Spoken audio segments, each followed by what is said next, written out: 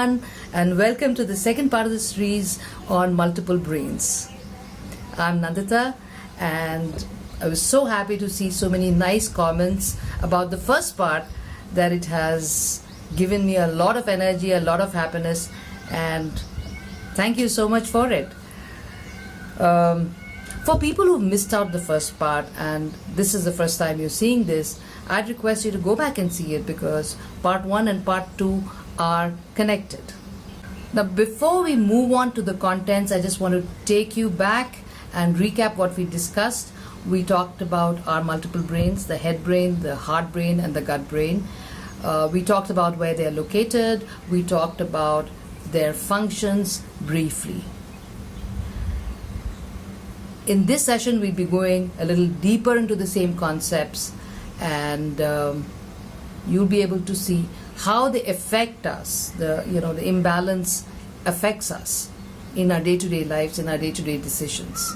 But before we get into the contents, I'd like you to do a check on how well your brains are actually balanced. I'm going to ask you a series of questions and answer them very truthfully, very honestly, because you should know where your weak areas are, right? So let's start.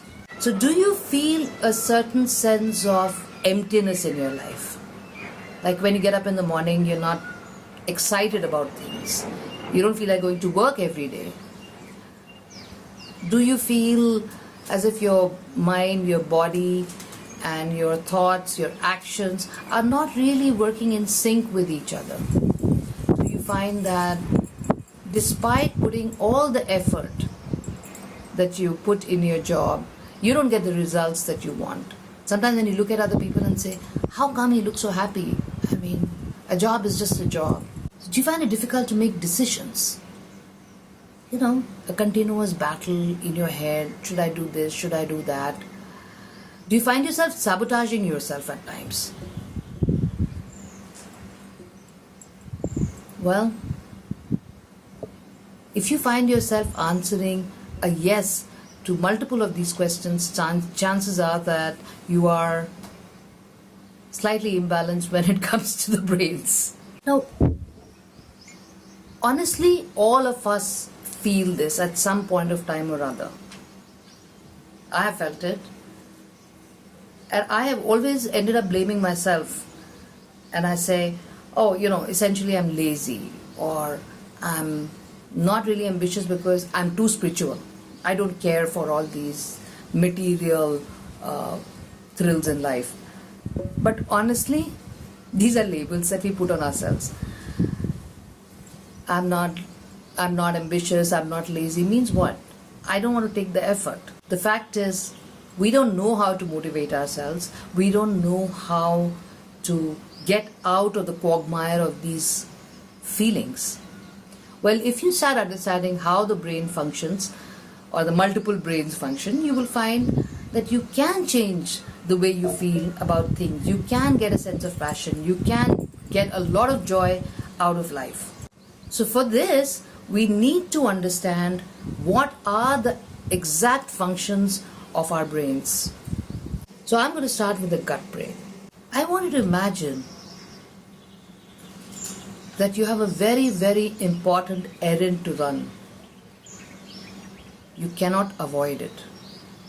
And for that, you have to go to this very lonely road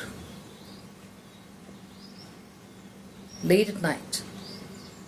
It's got such a bad reputation, this road. You've heard stories of people getting mugged. You've heard of people getting murdered over there. You have no desire to go, but, well, you just cannot avoid it. So you're going down this road, you are scared, it's dark, there's nobody else on the road, and so as you start walking down this lonely road, you can feel your heart pounding with fear. And suddenly, as you're walking, you hear footsteps right behind you. You turn around and you see there is this person with a gun pointing at you, who looks at you and says, give me all your money, I'm going to kill you. You know he means it. So, what are you going to do?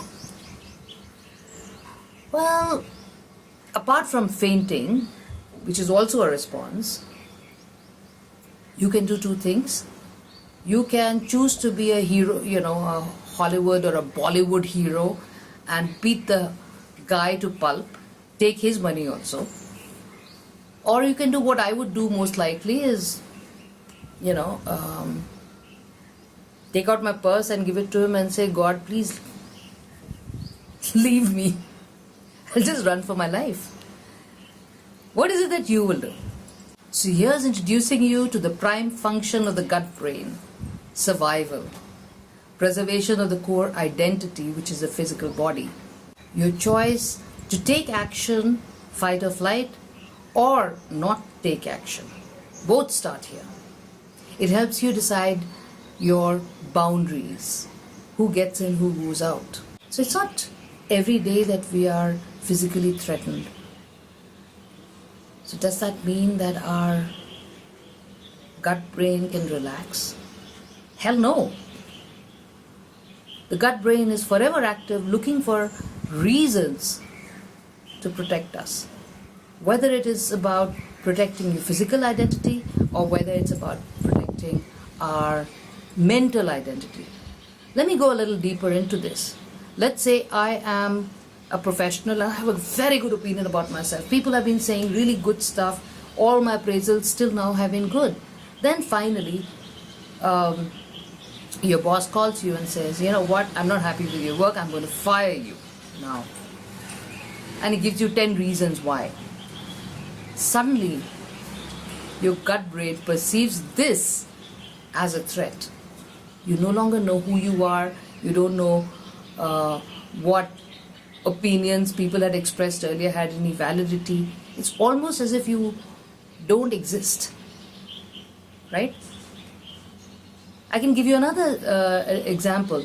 Let's say you're talking about a child who's perhaps the only child and he's being pampered a lot at home. He's the center of everyone's life, and suddenly,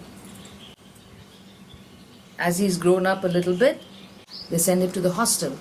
Now when he goes to the hostel, suddenly he doesn't know who he is, because nobody recognizes his great talents, which seem to be so empowering for him at home. So what happens? He goes into this whole existential crisis. He doesn't know who he is. And these kind of thoughts can lead to depression, can lead to lack of interest in studies, lack of desire to do anything. Putting it simply, the gut brain is forever active. It cannot tell a difference between an attack on the physical self or the mental construct that we have about ourselves. It does its work exactly in the same way. So what happens if your gut brain goes into an overdrive? Well, your body goes into extreme stress. It starts sending messages to the hands and legs to move, to fight. It starts sending messages to the heart to pump more blood. It starts making you breathe faster. And what does it tell the body to do for the other functions? The non-essential functions, if I may say so, like digestion. Well, it just stops digesting food for that period while the body is in stress. So does that ring a bell? Have you heard of children throwing up before exams, brides feeling nauseous before the wedding? Well, now you know why. So when there is no danger, the gut brain not only just digests your food, but also helps in increasing your immunity. More than 90% of the immune cells of the body are produced in the gut brain. So if you are exposed to a stressful environment for a long period of time, your immunity starts going down. You end up with diseases of the gut of the liver, of the gallbladder, of the entire digestive system. More than 90% of the people who have IBS is irritable bowel syndrome, have had a history of PTSD, which is post-stress traumatic disorder, which is people who've experienced extreme violence, extreme stress while they were growing up, or in areas or have been to war, etc. So one of the most interesting things I have found in my studies in this area was the effect of the massage on the gut. Now there is this gentleman called Pierre Palardi, and he's a world famous dietitian, physical therapist, and he said that often when he was working with people, especially in the abdomen area, he would massage them, and there would be an outburst of emotion after which the person would be almost like a different person. Some disease could get cured, or the behavior would change. And he's observed this so many times. I'm sure many of you would have heard of the book called The Journey. It was written by this lady called Brandon Bays, and she developed a tumor which was the size of a football in her stomach. The doctors gave her exactly 3 weeks. They said, you need to get it operated or you'll die because your stomach is going to burst any moment. So she decided to use those 3 weeks just to see whether she could heal it through her thoughts alone, or her, through alternative methods. In her journey, she met this lady who was again a masseur, and while she was massaging her, a memory surfaced, a memory of her parents doing something, and she feeling scared and uncomfortable and feeling rejected, and it was that memory which had caused it. Now, the moment she released that memory, the tumor just disappeared within a matter of weeks. That's the power of the gut brain. It can make you very, very ill if you don't listen to it. Let's just recap the functions of the gut brain. It's self-preservation, it's identity, and its motility. So with that, we come to the end of this Learning Byte. I hope you enjoyed it as much as we enjoyed bringing it to you. Please feel free to ask us questions and engage with us on our Facebook page, Humane Humans. We'll be so happy to answer any queries, any questions that you might have. Thank you so much. See you next week.